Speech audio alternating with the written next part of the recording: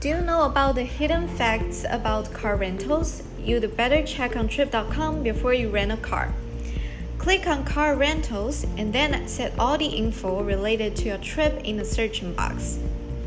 And then click on the offer that you are interested in.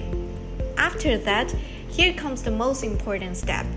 You need to swipe down to this pickup document and you need to read it line by line to find the details.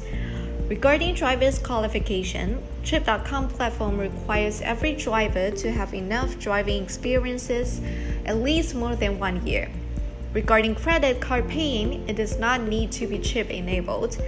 Additionally, you don't need to worry about the rental voucher, which will be provided by the official platform.